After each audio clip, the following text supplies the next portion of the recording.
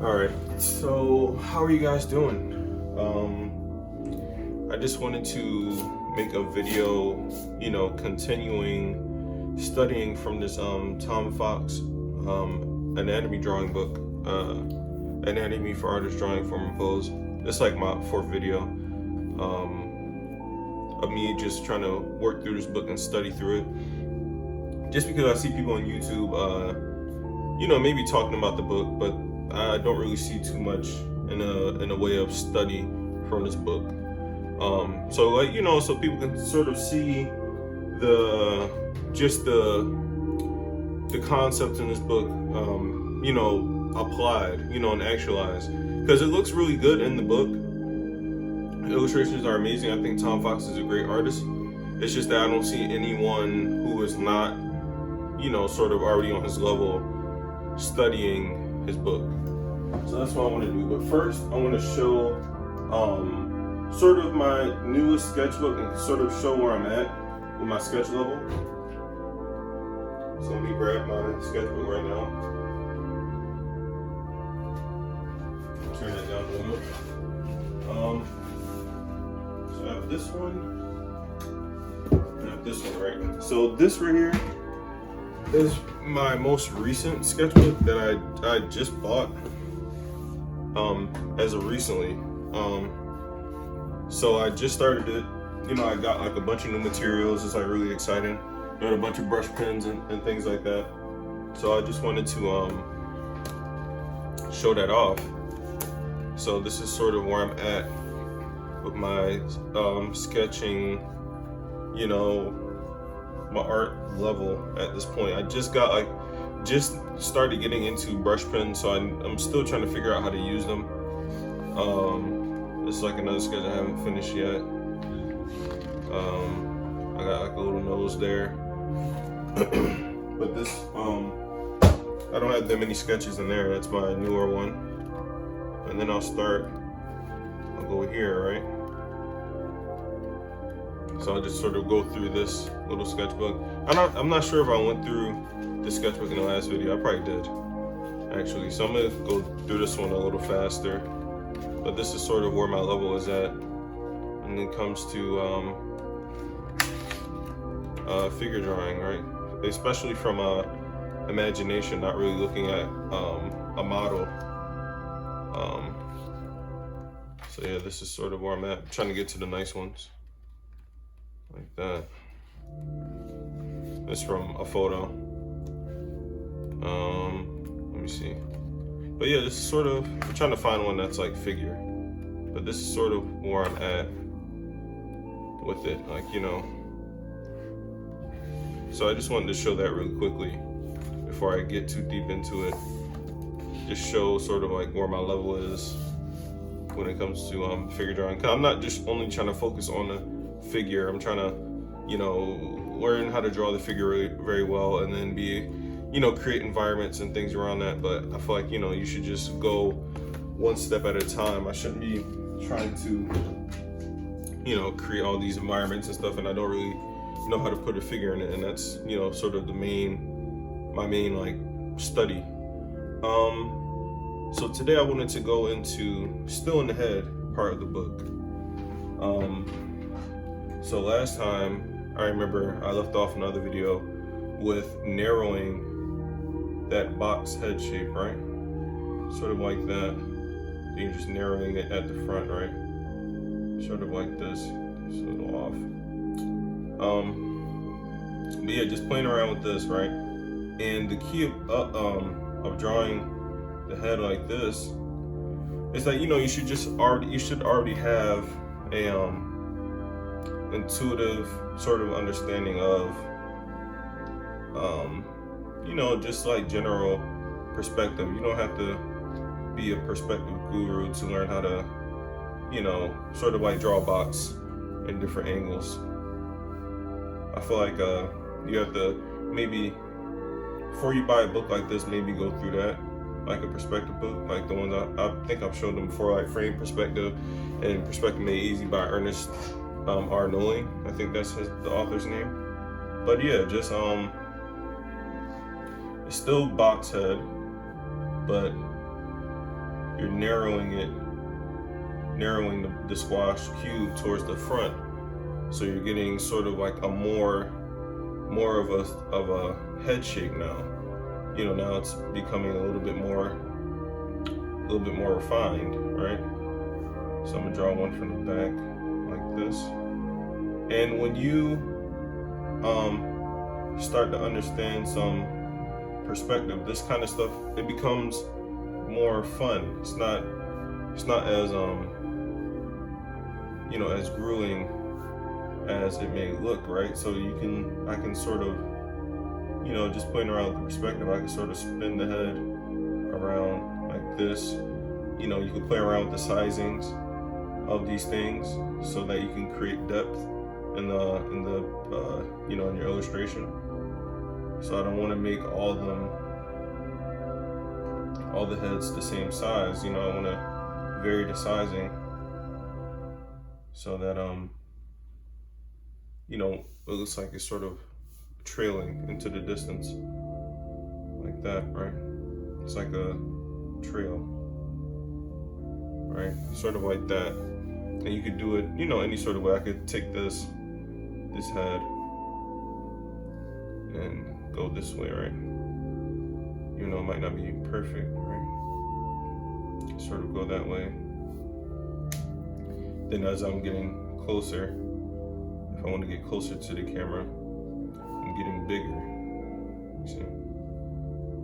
Sort of like that. And you know, especially when things get bigger, it's better to overlap. But I'm just doing an example right now. But if you like overlap things, it'll create a more better sense of depth. Like, you know, say if I want to do a big head right here that's turned away from us, right there. So we'll go this way, right? And then I want to sort of do I want to do a trail going down. So I'm going to go here, go there, right?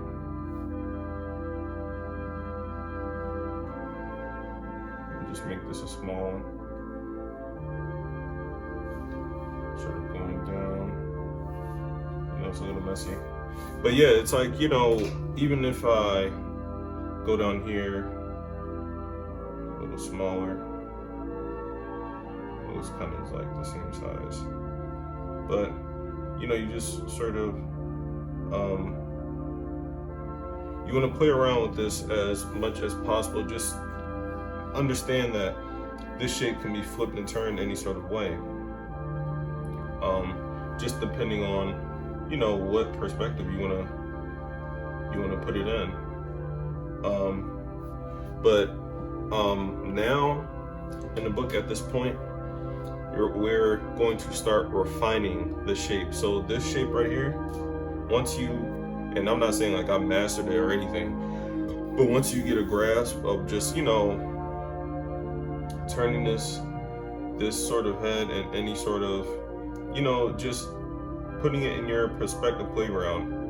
And once you sort of get the hang of that, then you want to move on to refining the head shape.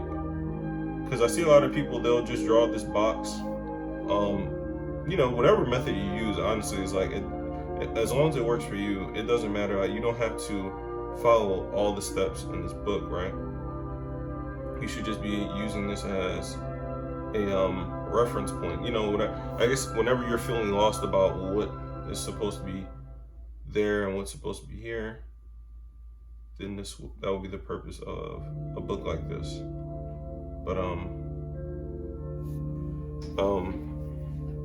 But you don't want to. I see people like, you know, they'll just draw a box like this, right? And then say they'll draw a box, draw that head box like this, right? They'll draw that head box. Just draw a quick one. Right, they'll draw, I don't like that one.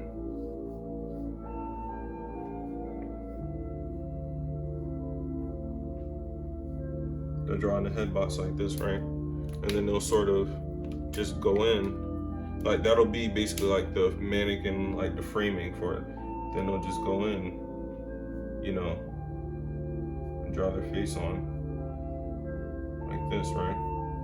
Then they'll just, you know, go around, throw an ear right there possibly.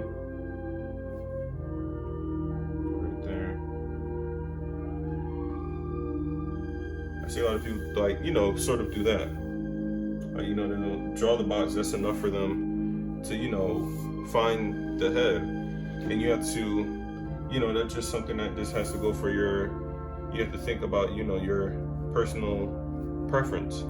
Like, you know, if that's all you need, then, you know, you shouldn't feel bad about not adopting all the concepts that are in this book, right? I think this book is just for people, you know, if you want to sort of understand the crafting of these things a little more intrinsically, but you know, this could be enough, you know,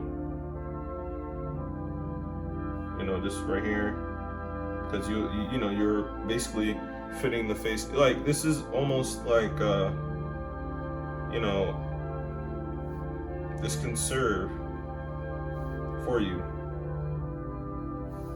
you know. Do a big blocky head, but you know, this could be enough for you, you know, just fitting you know, like a face within that box. But this is, in the Tom Fox book, it's more about building that understructure for the outer layer to fit on top. So if this is all the information that you have when drawing the head, it's going to be like, I feel like, you know, it's serviceable, but it's not going to be as detailed. You're not going to be able to really pinpoint the details as clearly, especially if you want to change something about you know, whatever face, or just, you know, just greater understanding. It never hurts. So now we're going to start refining the head shape. All right, and I don't want this video to be too long, so I'm gonna just sort of jump into it. So this normal block head, right? This normal block head, this isn't, you know, I'm sure everyone knows that this isn't what a skull looks like. This isn't even the natural shape of a skull. It's like a geometric shape. It's an unnatural shape, right? So the next step is chopping this down to give it more variables. So to almost simulate like a round object. So this is first, right? We're chopping here. Chopping out the front, because that whole, you know, the forehead, it curves, it's not a straight edge. Then we're going straight down, right? Then there's a slice at the bottom, so that'll be a little shorter in the front, right? Going straight back, and that's going to shorten this because there's going to be a chop back here. Also, not going to be able to see it that much, but there's also a chop in the back. Later on, he's going to chop right here, the occipital, but not just yet. The way I find how, when there's a chop in the front, the way I have to find it in the back is I draw a line straight across, and that's how you can find it. Make it a little easier, simpler. So the chin is chopped also down here. Right, so you're going to end up with something like this, which still sort of, you know, resembles the head, right? It actually two chops in the front, so it's going to be something more like this. Right. I have two different variables. right? Make this a little shorter. Take this back, right? It's chopped. Go back. I'm trying it in a different angle.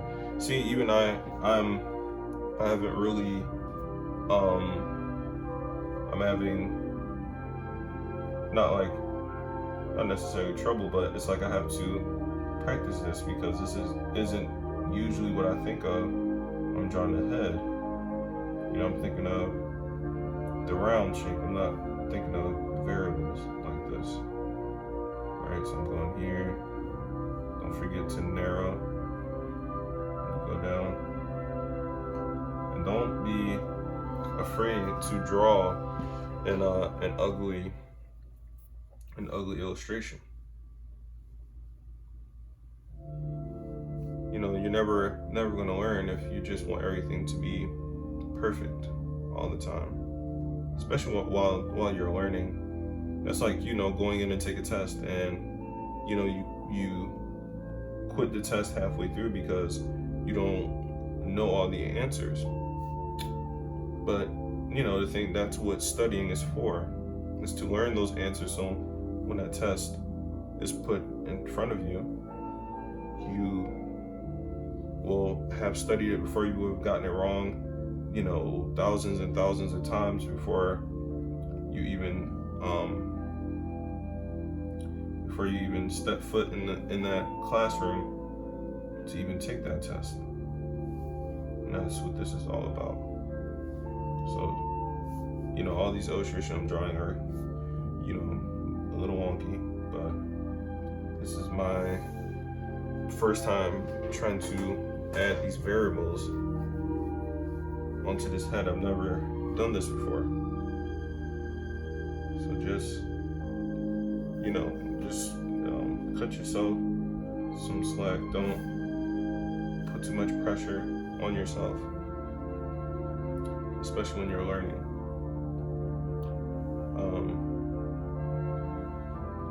So this is basically the next step of the mannequin head. It's adding variables, you know, adding variables and trying to maintain the perspective.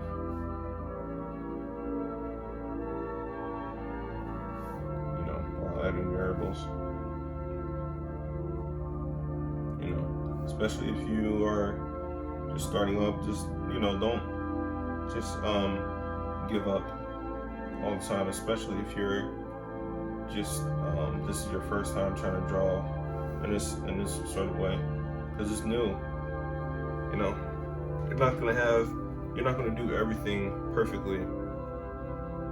You know, so yeah, you just focus on creating variables in this head shape. Just go on that's why that frame perspective book is so good, is because it talks about manipulating shapes. It's a little too high.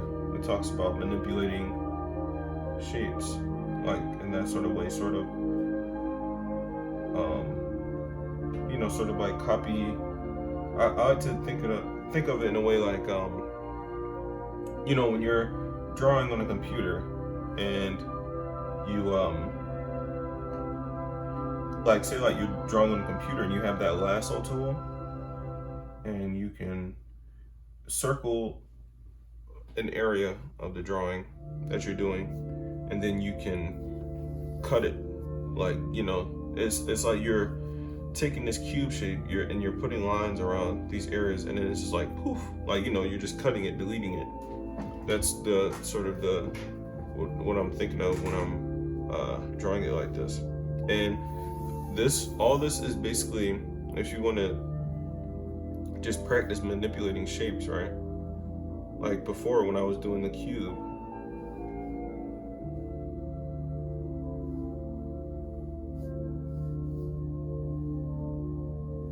you can do any shape though. And then I would go in with the orange, right?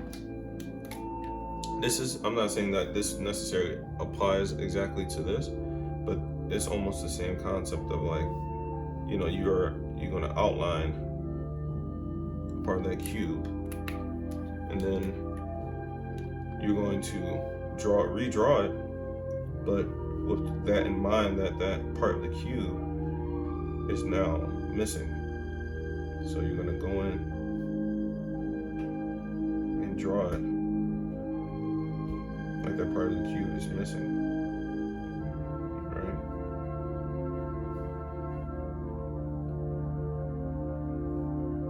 This is great practice for a book like this, where you're manipulating the shape. You know, you're thinking in a constructive sort of way. So you're thinking of the shape and how you can change it and affect it. You know, how when you see a simple geometrical shape, how you can look at it and slice parts off. That's or you know, delete parts. That's I think what this book is sort of doing with everything. I feel like that's like the overarching concept in this whole book is the wedging and because you're going to be pushing shapes together, and then you're also going to be shaving a lot of shapes to add that detail to the mannequin.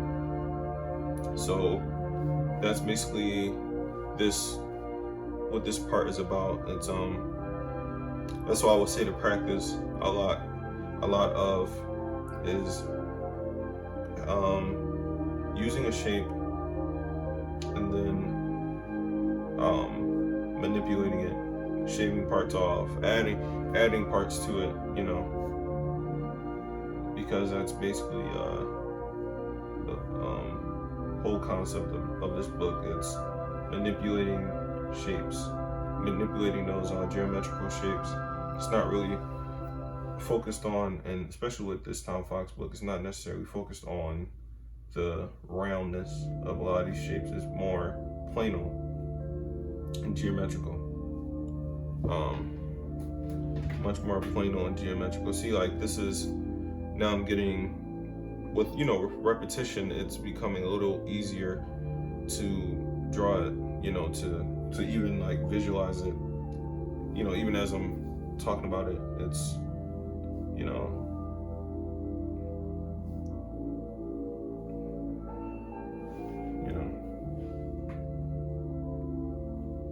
and you don't, and that's the thing about it, especially in a book like this, you don't have to draw it exactly how you see it, because when you're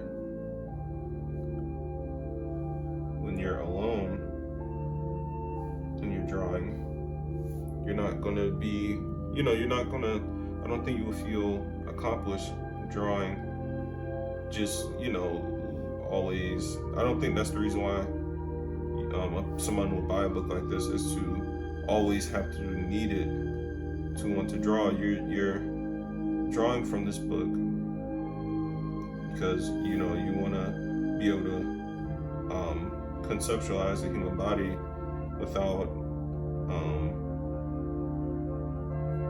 the constant need for like reference or things like that. You want to be able to work these problems out yourself, but you'll have to, with repetition, you'll have to learn these sorts of things, these sort of shapes, so that you can do that.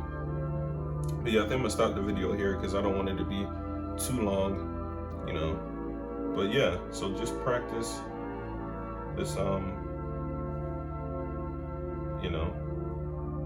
just plano, adding planes to the head. Don't stress yourself out about it all because you didn't get it right the first time. If this is a methodology that you want to adopt, you're going to have to stick with it, give it time. Especially with art, it's all about the repetition, and it doesn't matter if you understand the concept. It's about how many times have you. This is what I'm in the video off with, like, you can understand a lot of these sort of concepts looking at it and reading it. Your mind can understand it, but you have to create that repetition with your hand so that your body understands it, if that makes sense. You can have an idea in your head, but when you go to the drawing board and you're trying to produce it, can your body actually do it? Do you have that muscle memory? You know, do you know the strokes to make to create the idea that you want? And that's how I'm in this video, so it's not too long. Peace.